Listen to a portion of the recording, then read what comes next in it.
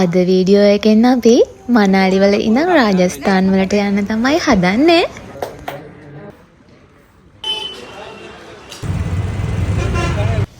Hi, welcome back to my YouTube channel. අපි මේ ඇවිල්ලා ඉන්නේ මනාලි වල තියෙන පන්සලකට. මනාලි ටවුන් එකේ ඉඳන් අපිට මේ පන්සලට එන්න ටොක් එකේ ඉන්දියානු රුපීස් 100ක් ගියා. එක ටොක් එකක් එන්න පුළුවන් 3 දෙනෙක්ට විතරයි. ඉතින් ඇවිල්ලා මෙන්න මෙහෙම පාර දිගේ ගියාට පස්සේ තමයි පන්සල හම්බෙන්නේ. ඉතින් මේ යන පාර දෙපැත්තේ ලොකු හාවෝ තියාගෙන කට්ටිය ඉන්නා. ඒ හාවෙක් අල්ලන්න නම් අපි ඉන්දියානු රුපීස් 30ක් දෙන්න ඕනේ එක්කෙනෙක්ගෙන්. ඒ වගේම මේ පාර දෙපැත්තේ සැෆ්‍රනුත් විකුණන්න තියෙනවා. මේ පන්සල ගොඩාක් ප්‍රසිද්ධයි. ඉන්දියාවේ ෂූට් කරන ගොඩාක් ප්‍රසිද්ධ ෆිල්ම්ස් වල ෂූටිං ලොකේෂන් එකක් විදිහට මේ පන්සල යූස් කරනවා. මේ පන්සලේ ඇතුලේ නම් අපිට ෆෝන් යූස් කරන්න බෑ. මුකුත් වීඩියෝස් ෆොටෝස් ගන්න බෑ. ඉතින් මං එළියේ ටික විතරයි වීඩියෝ කරගත්තේ. ඊට පස්සේ අපි මනාලි ටවුන් එකේ ටිකක් ඇවිත්තා. අපි මේ ආවේ දීවාලි සීසන් එකේ. ඉතින් මනාලි ටවුන් එක මාර විසි මේ දවස් ටිකේ. මොකද දීවාලි නිසා මිනිස්සු පිරීලා හිටියා. ඉතින් මේ වගේ එක කෑම ජාතිත් ගොඩාක් තිබුණා. අපි නම් ඒ වුණාට මේ වගේ කැවිලි ගන්න ගියේ නැහැ. මොකද ඔයාලට පේනවද කිසිම පිරිසිදුකමක් නැහැ කියලා. ඉතින් මෙහෙ රතිඤ්ඤ වගේ එක දේවල් තියෙනවා. මේගොල්ලෝ ඒව දාලා හවස් වෙද්දී ගොඩාක් සෙලිබ්‍රේට් කරනවා. ඉතින් අපි මේ මනාලි ටවුන් එකේ තියෙන ෂොප්ස් ගොඩකට ගියා. ගිහිල්ලා අපි බැලුවේ මොනවා හරි අපිට ගන්න තියනවද කියලා ගෙදර අරන් යන්න. ඒ කියන්නේ යාළුවන්ට එක ඕනමන්ස් වගේ දේවල්. ඒ වුණාට මට මතක විදිහට නම් මම මොකුත්ම ගත්තේ නැහැ මෙතනින්. මෙතන නිකන් වලට පේනවන්ති කොටුව වගේ කියලා. ඔව් ටිකක් කොටුව වගේ තමයි මේ ටවුන් එක. චූටි කඩවල් තියෙනවා. ඉතින් ඕනම දෙයක් ගන්න තියෙනවා. ඕනම දෙයක් කියන්නේ ඉන්දියාවට ආවෙනික වුණු දේවල්, සාරීස්, කුර්තා, බෑග්ස්, ස්ලිපර්ස්, ඕනමන්ස්, හැවිලි, මේ වගේ දේවල් මේ ටවුන් එකේ ගොඩාක් තිබුණා. ඊට පස්සේ අපි මේ ඇවිල්ලා ඉන්නේ කැවිලි ෂොප් එකකට. මේගොල්ලන්ගේ දීවාලි නිසා මේ දවස්වල මේ ෂොප් එකේ මාර කැවිලි ගොඩක් තිබුණා. බලන්නකො මොනවද තියෙන්නේ කියලා. ඉතින්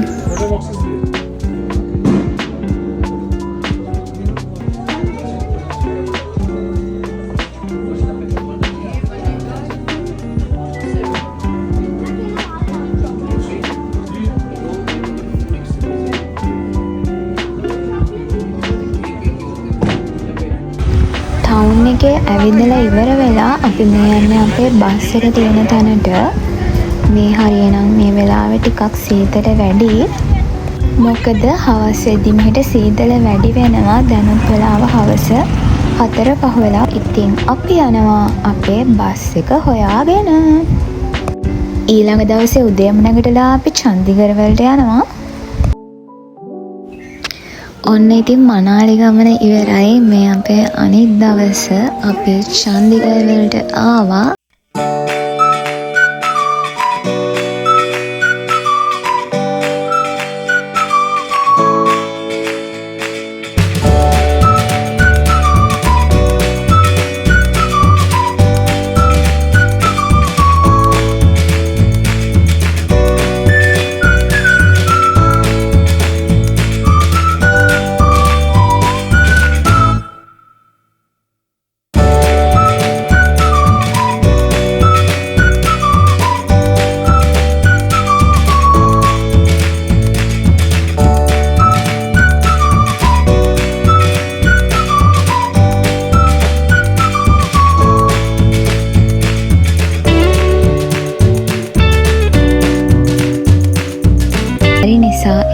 අපි ගොඩාක් කලින් ආවේ එයාපෝට් එකට.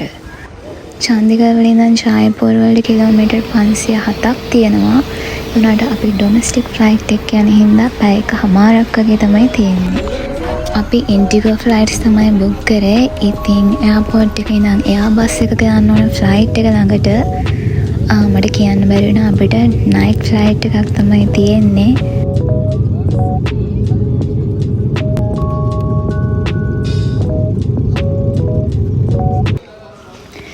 මේ තියෙන්නේ ජයපුර ඉන්ටර්නැෂනල් එයාපෝට් එක.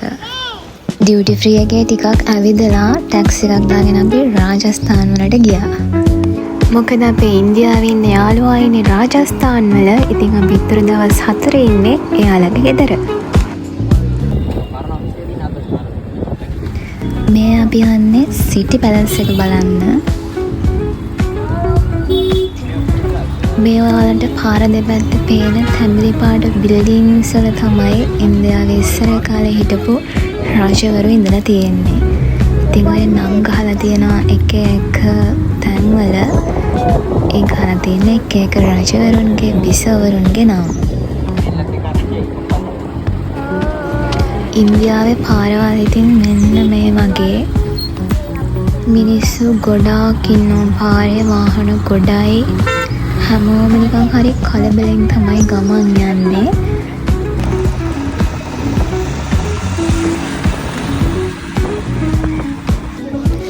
සිටි පැලස් එක ඇතුළට තමයි අපි මේ යන්න හදන්නේ. එක්කෙනෙක්ට ටිකට් එක ඉන්දියන් රුපීස් 300ක් වෙනවා සිටි පැලස් එක ඇතුළට යන්න. මම මේ කියන්නේ ලෝකල්ස් ගණන් ෆොරින් ගණන් නෙමෙයි. මොකද අපේ යාළුවා හිටියේ ඉන්දියාවේ. ඉතින් එයාගේ ත්‍රෝ අපිට ලෝකල් ප්‍රයිස් එකට ටිකට්ස් ගන්න පුළුවන් වුණා.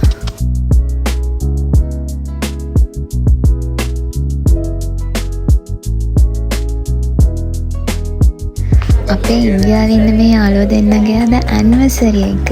ඉතින් අපි පොඩි සර්ප්‍රයිස් එකක් දුන්නා ඒ දෙන්නට. ඊට පස්සේ අපේ සෙට් එකත් එක්ක මේ යන්නේ රාජස්ථාන් වල තියෙන ග්‍රවුන්ඩ් එකකට සෙල්ලම් කරන්න.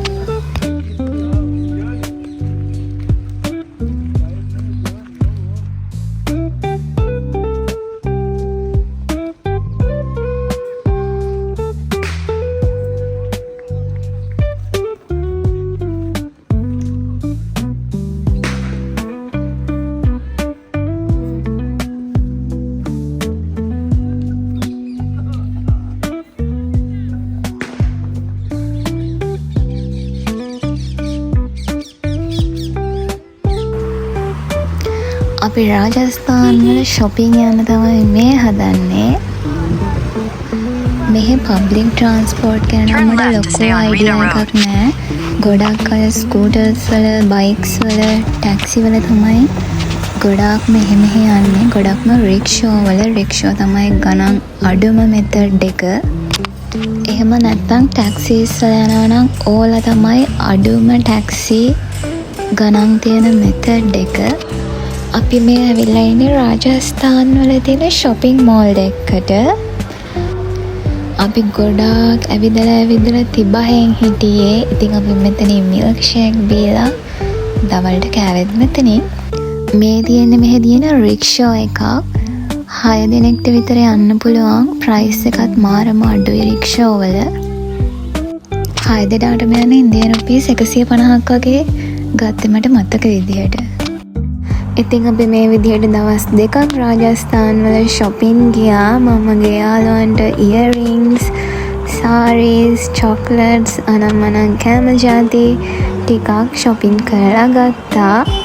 ඒ වගේම ලොකුම දේ තමයි luggage එකක් ගන්න පුළුවන් වුණා අඩුවට ඉන්දියාවේ.